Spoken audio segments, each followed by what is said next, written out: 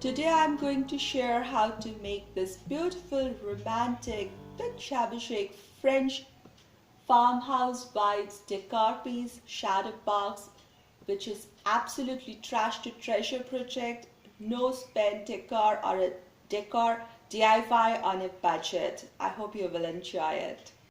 For this DIY, I took this confectionery box. It came with some sweets and I kept it because it has got a very sturdy cardboard piece.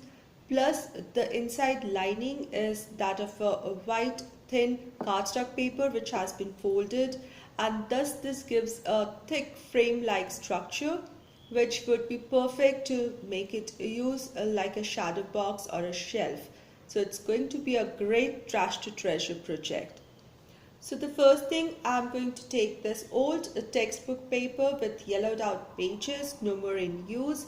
So I use it for crafting. So I'm going to take the pages which has got maximum text matter on it, and I'm going to use it to line it all around.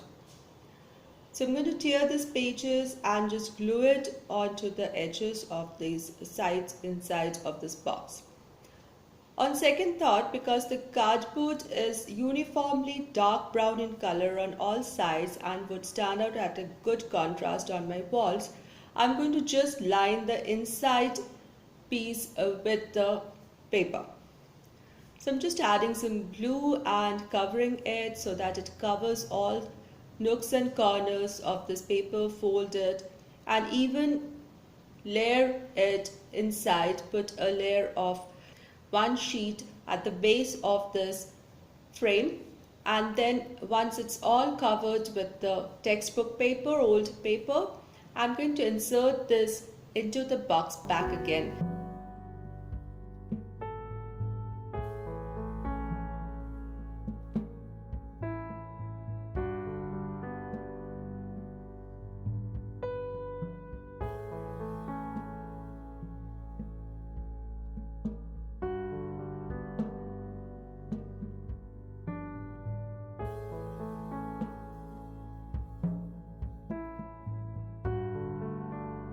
And here I have this inside lined with old textbook paper and outside a solid dark brown colored framed shadow box ready.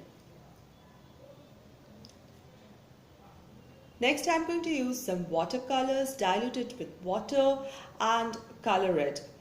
I'm using watercolor because they will act as a great stain, so it's not a thick color as that of acrylic paint. So it will act like a stain on paper and the text matter will show through, which will give some interest because of the light and dark colors which will vary all around it. So I'm using some dull green color on the sides and gradually mixing black to it and making it darker towards the center.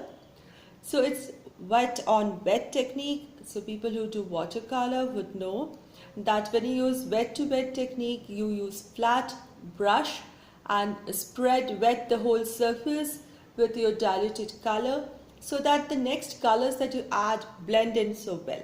So don't be worried about the wrinkles. The paper is wrinkling, don't worry about it. Once dried, all these wrinkles will settle down and everything will look very unified. So I'm going from a lighter dull green on the edges to a dark, nearly black, dark bottle green towards the center, so that whatever I place in my shadow box stands out really well. So it's wet now, I'll have to wait till this dries up properly. So this is how it looks once it's dry. Then I have this tea set, plastic tea set. This belonged to my daughter, she no more plays with them. And these were just lying around to be tossed away. So I thought of using them in craft. So I have this teapot, and luckily this teapot is like two pieces fixed together and I can separate the two pieces out. There are small hinges which it can just snap off and the two pieces can be separated. I have a lid for this and the cup and the saucer. Well, you will see me here demonstrating that the saucer, the dish or the plate is overhanging the edge of the shadow box little too much, so I decided to cut it and then use half of the dish here, half of the plate here. But you will see me later that I use something different. Once it's done, I'm just going to give this a good coat of white acrylic paint. White acrylic paint here because it will stay on the pieces really well and will not wash off or destroy or fade away in any way. So 2 coats of white paint will be really good on this. And the first coat, the pink shows through, the second coat does it very well and it looks like white ceramic or white china. I did not paint the inside of the pot and the cups. That should be little peeking colors from inside if ever seen from any angle, and I think it will look good only. It will give it more fresh spring kind of feel. Now, as I told you, I did not use the tea set saucer, dish or plate. It's really sturdy plastic, I must say, good quality. So I could not cut it. So what I did is I took a thin plastic lid of cheese container, and this plastic lid was so flimsy that I could easily cut it off using scissors, and then I cut it like 2/3 of the plate circle so that there is little overhanging edge of the plate from the shadow box and the cup will look resting beautifully on it.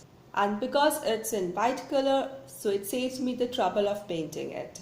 My today's video is part of my bi-monthly Bought It by DIY collaboration, wherein every episode I have 2 new guest channels, and my guests today are Anna from DIY and Crafts by Anna and Jamie from Simple Roots Simple Living. Awesome friends on YouTube and awesome DIYer, must visit their channel and the videos.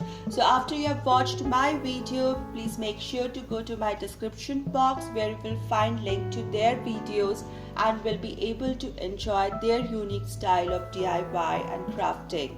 A warm welcome to all my old friends, and if you are new here, stopping by or coming from Anna or Jamie's channel, a great welcome to my channel. Look around. My channel is about doing lots of DIYs, crafts, trash to treasures, high-end dupes, everything within budget.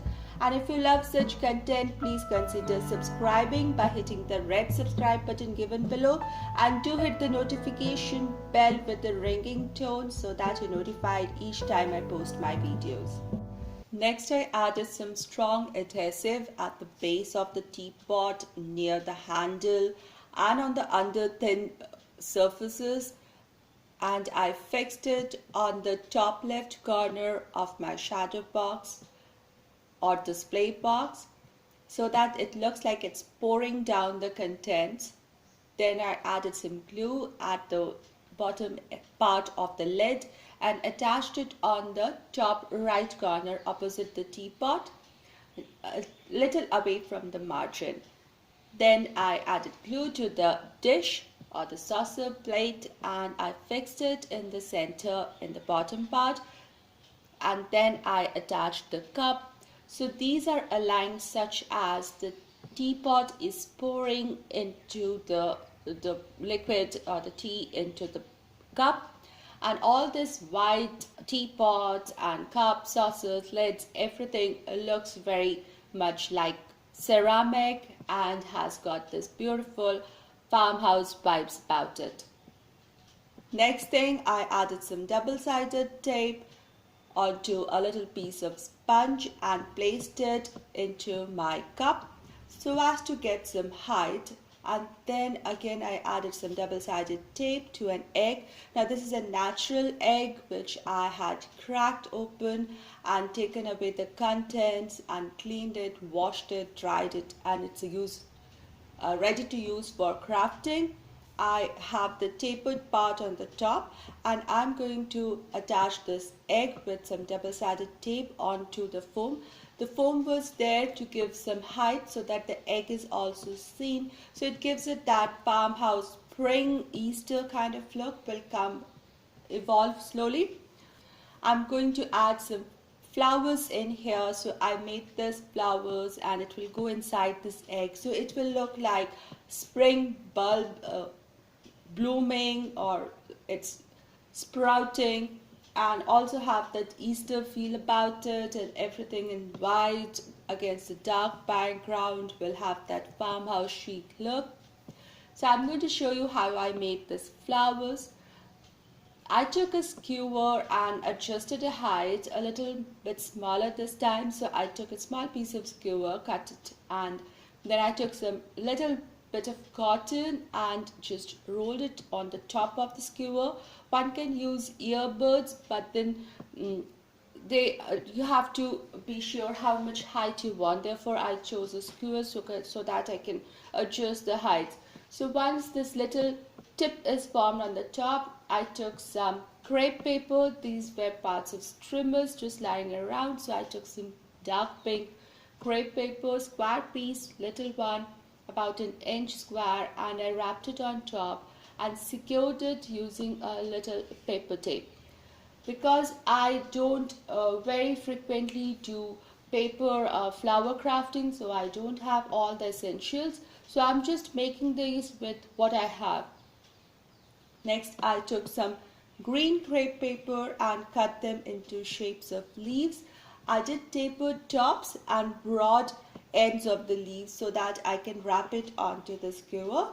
So I placed it so that it covers the paper tape, is not seen, and then I secure it again with paper tape. I put the second one a little lower than the first one, and again covering the paper tape portion, and again secure it, and then a third one. Okay, before that I had already covered the skewer throughout with the paper tape so that it looks a bit unified and the thickness is maintained.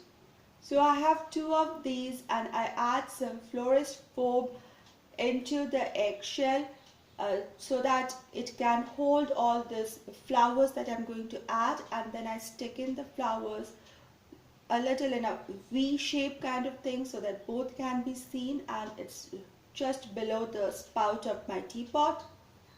I also made these extra leaves and I'm going to poke them in too. This is looking great, but let's fill it up. So I'm taking some moss and I'm just tucking this moss into the eggshell and around the eggshell into the teacup so the empty spaces are filled up.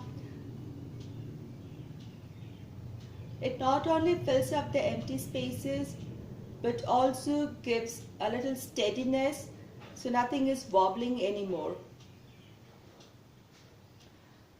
Then I also had made these little flowers long time back in white with touches of pink.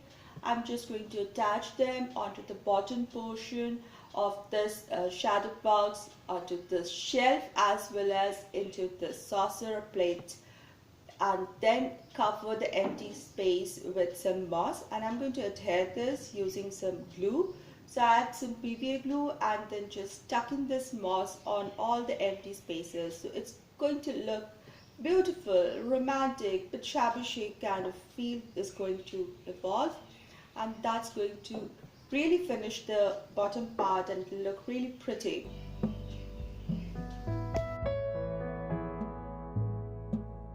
Let's take the farmhouse vibes to a next level.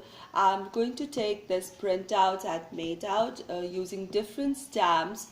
French labels are there for the French farmhouse look, and I took the small label that was there and cut it out as close as possible to the pattern, and I'm going to use the little ornate piece onto my cup and the top ribbon label onto my teapot.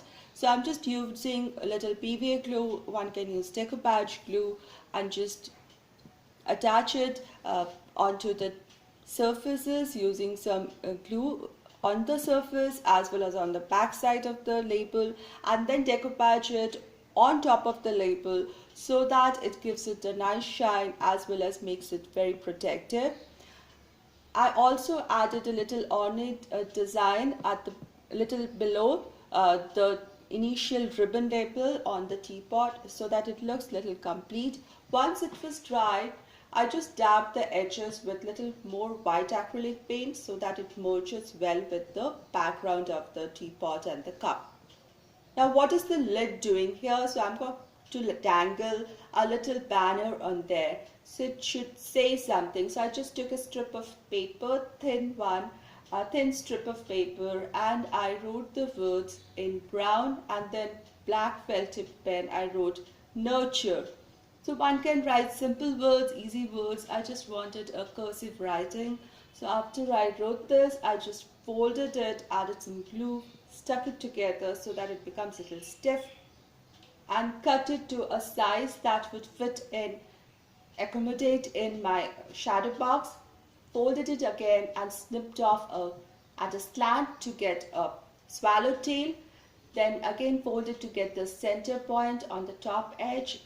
And using a regular punching machine, I punched a hole through it. Next, I took a piece of jute string and made a loop through this banner and adjusted the height and made a knot on the top, and then snipped off the extra, and my banner was ready, which I attached to it using some more glue. And I think this is ready and absolutely perfect. I love the very beautiful bit shabby chic. It's not exactly shabby chic. It has this romantic feel about it, a bit French farmhouse vibes about it. It's just so beautiful. It shouts spring. It shouts growth, nurture, beauty of nature. It's just beautiful. I really like it. It has the comfort of a vintage feel because of the teapots and the teacups. I just really love this. The colors are pretty perfect for the season as well as the year round. This is really beautiful, absolutely made out of trash. It's a great trash to treasure project. I've made it for absolutely free and I'm so happy with this. Please make sure to visit my guest channels today. The links are there in the description box. If you loved my today's video, please give this video a thumbs up. Share this video, share my channel link with your like-minded friends, and I will see you soon with another DIY. Until then, stay positive, be creative, and be happy. Thank you, everybody.